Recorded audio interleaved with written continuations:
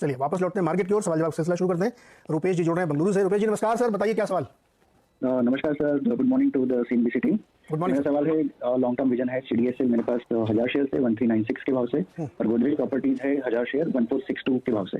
Okay, long term view दोनों में CDSL और गोदरेज प्रॉपर्टी। सरवीन जी क्या करें दोनों शेयर्स में? देखिए आई थिंक दोनों में इनको बने रहने की फिर तो राय रहेगी, और अगर लॉन्ग टर्म नजरिया है तो आई थिंक दोनों शेयर अच्छे हैं। मेरे ख्याल से दोनों में बने रहें, कॉस्ट के आसपास कहीं स्टॉप लॉस जरूर रखें, ध्यान रखें, और मेरे हिसाब से लॉन्ग टर्म में है तो बने रहें। दोनों में लॉन्ग टर्म के नजरिया अगर आपके हैं रुपेश जी तो बने रहिए, दोनों अच्छे, बहुत बढ़िया। प्रॉपर्टी वाला भी बहुत अच्छा है और सीडीएसएल भी बढ़िया शेयर है, तो कोई चिंता की बात नहीं आपके लिए। अगला शेयर है, सवाल है नीरज कुमार का जमशेदपुर से। नीरज जी नमस्कार, बताइए सर। जी सर, मेरे पास उज्जीवन स्मॉल फाइनेंस बैंक का शेयर है, 1000 शेयर है 62 के रेट से। 62 रुपए के भाव पर 1000 शेयर उज्जीवन। अभी थोड़ा नुकसान है आपको 4.35 का। 2019 से होल्ड कर रहा हूँ। 2019 से लिए हुए। सरवीन जी क्या कर सकते हैं इसमें? देखिए काफी आई थिंक जब लिस्ट के आसपास इन्होंने कहीं लिया हुआ है, देखिए उन्हीं एरिया के आसपास पहुंचा। आई थिंक इसका ऑल टाइम हाई अगर मेरे को जो दिख रहा है, जहां से मेरे पास डेटा है, आई थिंक इसका ऑल टाइम हाई मुझे तकरीबन 62 के आसपास का दिख रहा है। तो आई थिंक इसकी रेटिंग तो होगी जब ये 62-63 के ऊपर डिसाइसिवली निकल जाएगा तो फिर ये एकदम ब्लू स्काई टेरिटरी में चला जाएगा। बट फिलहाल आई थिंक इन एरियाज के पास थोड़ा बहुत प्रेशर है, 60 के आसपास थोड़े से प्रेशर आ रहे हैं। मेरी राय तो उनको ये रहेगी कि भाई एक 15 दिन और इसको दे दें, और अगर 15 दिन में 62 का ब्रेकआउट नहीं कर पा रहा है तो एक बार निकल जाए, क्योंकि फिर जिस तरह से फाइनेंशियल में वीकनेस है और बैंक निफ्टी में वीकनेस है, ये दोबारा एक बार 42-45 के आंकड़ों को भी छुएगा। तो अगर एक बार बेचे एग्जिट मारे रहेंगे तो नीचे में दोबारा इनको लेने के लिए मिलेगा, तो थोड़ी इनकी कॉस्टिंग बढ़िया हो जाएगी। सो एक 15 दिन बने रहने के लिए इनको स्टॉप लॉस देता हूं 55-40 के ऊपर, जब तक डेली क्लोज है तब तक बने रहें और उछालों में बेचने की कोशिश करें, और 62 का ब्रेकआउट हो जाए तो फिर इसको 15 दिन के अंदर का 62 का ब्रेकआउट हो जाए तो फिर खड़े रहें, उसके बाद खड़े रहें फिर 55 के स्टॉप लॉस से। ओके, 55 के स्टॉप लॉस से खड़े रहिए, लेकिन 62 का ब्रेकआउट होने के लिए जरूरी, तभी ये ब्लू स्काई टेरिटरी में जाए। ब्लू स्काई मतलब जब बहुत बढ़िया तेजी बननी शुरू होगी उज्जीवन में। अगला सवाल है हरमन सिंह का पंजाब से। सराज पढ़ाई क्या सवाल है आपका?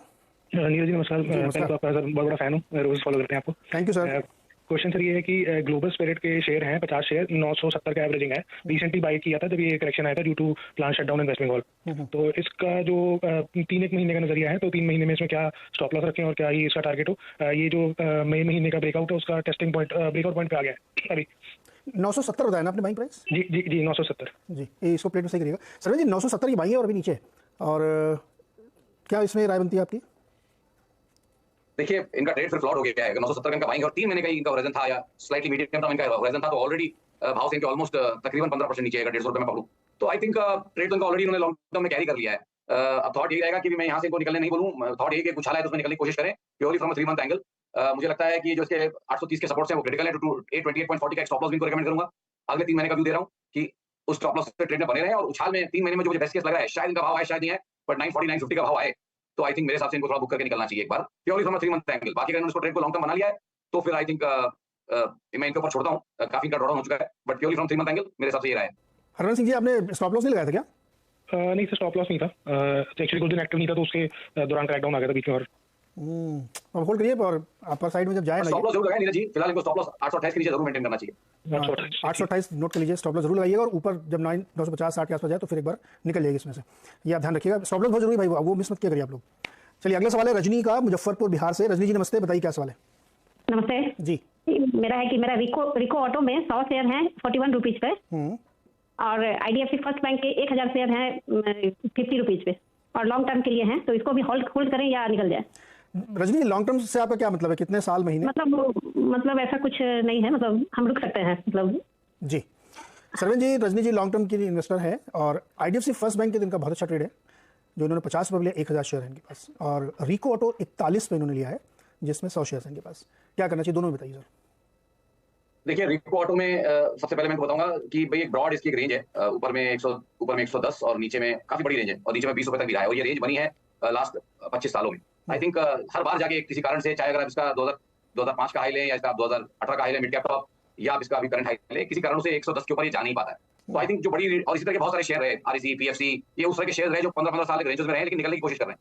तो अब आप इसको दे दें, 15 दिन और दे दें, अगर इस बार ये रेंज से निकल जाता है तो बहुत अच्छी बात है, 110-115 का ब्रेकआउट हो जाता है नेक्स्ट महीने भर के अंदर, तो बहुत बढ़िया है। नहीं तो फिर आप with in 25 year time span highest possible price पे हैं रिको ऑटो के लिए, मतलब मान लें कि 100 के पास एक बाउंस आ जाएगा तो आई थिंक मेरे हिसाब से तो वहां उन एरियाज के आसपास अगर रिकॉर्ड नहीं हो पाया तो निकल जाए रिको ऑटोज में, और फिर वेट करें एक अच्छा ट्रेड उधर बनने के लिए। और जहां तक रही बात आईडीएफसी फर्स्ट की, यहाँ पे देखिए अभी हमने जीवन स्मॉल फाइनेंस डिस्कस किया, ऑलमोस्ट सिमिलर लुकिंग चार्ट है, बट यहाँ पे ब्रेकआउट हो चुका है। रिको ऑटो का जो 62-63 का ब्रेकआउट है, सॉरी उज्जीवन फाइनेंस का जो स्मॉल फाइनेंस का जो 62-63 का ब्रेकआउट नहीं हुआ था, इसके लिए कंपेरेबल लेवल्स का ब्रेकआउट हो गया 83 का, तो आई थिंक यहाँ इस ट्रेड में प्रॉफिट में भी है। ट्रेडिंग स्टॉप लॉस का इस्तेमाल करें, स्टॉक ब्लू स्काई टेरिटरी में चल रहा है और मंथली क्वार्टरली चार्ट्स में अच्छे सेटअप दिख रहे हैं, तो मेरे हिसाब से ट्रेड में बने रहें, लेकिन ट्रेडिंग स्टॉप लॉस लगा के रखें 8440 पे। 8440 के नीचे डेली क्लोज आए तो निकल जाए, इन द मीन टाइम इसको होल्ड करें 1 से 3 महीना और, और 3 महीने में दोबारा व्यू ले लें। अगर ऊपर के अच्छे लेवल्स मिलेंगे तो मुनाफा भी बुक किया जा सकता है। आईडीएफसी फर्स्ट बैंक में 84.50 पर मैडम जी स्टॉप लॉस रखिएगा। रिकॉर्ड में कितना स्टॉप लॉस बता रहे हैं आप? तो मेरी राय है कि अगर 15-20 दिन में ब्रेकआउट नहीं हुआ तो निकल जाए, क्योंकि 25 साल की रेंज के हायर एंड पे है। ठीक है रजनी जी, इसको देखिए एक आध हफ्ता ट्रेडिंग डेज के साथ 10-12 दिन, नहीं तो फिर इसमें से कंप्लीट एग्जिट लीजिएगा रिको में, क्योंकि पैसा आपका बनी डबल हो गया है, रुकने की जरूरत नहीं है क्योंकि रेंज के अपर एंड पे है। ये आप ध्यान रखिएगा। चलिए छोटा सा ब्रेक लेते हैं, ब्रेक के बाद लौट के फिर सवाल जवाब लेंगे।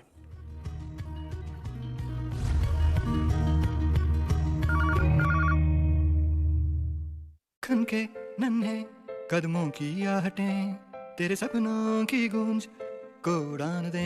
कल के सपने पूरे करो आज, रहो एक कदम आगे तमिलनाडु मर्केंटाइल बैंक के साथ। खन के नन्हे कदमों की आहटें चढ़ के सीढ़ी उनको तू उतार दे, ओ तू उतार दे।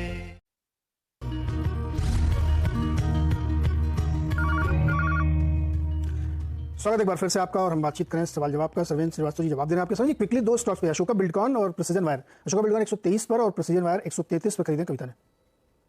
जी देखिए, अशोक बिल्डकॉन में तो मुझे लग रहा है कि अभी तो फिलहाल मूव अच्छा चल रहा है शॉर्ट टर्म में, तो आई थिंक अगर फिलहाल में लिया है ट्रेड में बने रहे। मेरे हिसाब से 117 रुपए के नीचे 116 रुपए 80 पैसे के स्टॉप लॉस लगा के मेरे हिसाब से यहाँ पे बने रहने की राय रहेगी। और जहां तक रहा है प्रिसीजन वायर्स की बात, यहाँ पे मुझे लगता है कि अगर आप सेटअप को देखें तो यहाँ पे भी एक अच्छा short to medium term uptick चल रहा है, एक अपमूव चल रहा है, तो यहाँ पे भी ट्रेड में मेरे हिसाब से बने रहने की राय है। और यहाँ पे मेरे हिसाब से कहीं इनको 120 रुपए के नीचे यहाँ पे भी स्टॉप लॉस लगा के इनको रखना चाहिए। ओके, दोनों स्टॉक पे ये राय बन रही है। चलिए एक और सवाल लेते हैं फटाफट। अमित दिल्ली से जुड़ रहे हैं। अमित जी नमस्कार, बताइए क्या सवाल सर? सर मेरा सवाल है, मैंने आरबीएनएल के शेयर 128 के लिए रखे हैं, 15 शेयर है सर, मैं इसको होल्ड करूं, रुकूं या मैं निकलूं? 128 पे लिया आपने? यस यस सर जी, इसको प्लेट सही करिए। 128 पे 1500 शेयर आरबीएनएल अभी चल रहा है 170। सरवेन जी 42 पे मुनाफा हो रहा है, क्या करें? देखिए सेटअप सच्चे हैं। जब जब अपटिक्स आए हैं वॉल्यूम्स बढ़िया रहे हैं, डिलीवरीज गई हैं, और जब जब करेक्शन आए हैं तो वॉल्यूम यहाँ पे कम होते हैं। ये एक अच्छा संकेत है कि ट्रेंड फिलहाल ऊपर का ही है। तो आई थिंक ट्रेंड में बने रहे, एक प्रोटेक्टिव स्टॉप लॉस लगाएं ट्रेलिंग, और मेरे हिसाब से वो रहना चाहिए 160 के नीचे। तो 158.40 का एक स्टॉप लॉस बना के रखें डेली क्लोजिंग बेसिस पे, और मेरे हिसाब से आरबीएनएल में इनको बने रहना चाहिए। ओके, आरबीएनएल में होल्ड की सलाह है। अगला सवाल है अभिजीत दत्ता कोलकाता से। अभिजीत दा सवाल पूछिए सर। नहीं, उनका ऑडियो गड़बड़ है। चलिए अगला सवाल इसके बाद वाला लेते हैं। शुभम भारती दार्जिलिंग पश्चिम बंगाल से। शुभम जी नमस्कार, बताइए। शुभम जी आवाज आ रही है आपको? हाँ जी बिल्कुल सर, आ रही है। Good morning. सवाल पूछिए। Good morning. मैंने टीटागढ़ जो रेल सिस्टम है उसके मैंने 2000 शेयर लेके रखे हुए हैं 600 रुपए पे, तो मुझे क्या करना चाहिए अभी?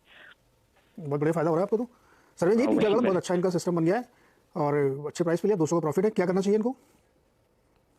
नहीं, आई थिंक अगर इनके पास टाइम है, दायरा है, तो यहाँ पे भी थॉट वही है कि अपटिक्स में वॉल्यूम अच्छे रहे हैं, करेक्शन में वॉल्यूम कम रहते हैं, तो सेटअप अभी short to medium term long term आप कुछ भी देखें बढ़िया चल रहे हैं। आई थिंक ट्रेड में बने रहे हैं, थोड़ा एक ट्रेडिंग स्टॉप लॉस भी लेकिन रखें।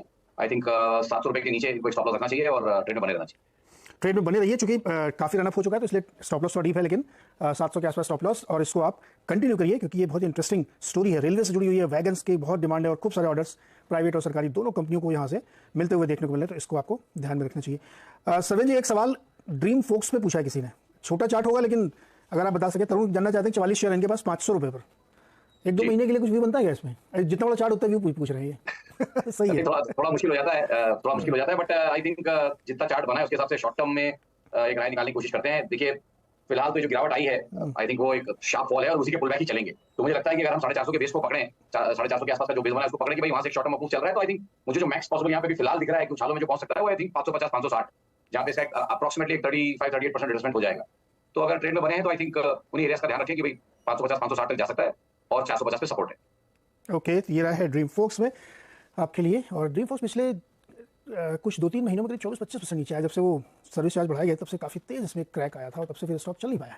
सर जी बहुत बहुत शुक्रिया जुड़ने के लिए और बातचीत करने के लिए, मेहमानों के सवालों के जवाब देने के लिए। मार्केट पे एक क्विक नज़र इस वक्त फिर से ग्रीन में है और मिड कैप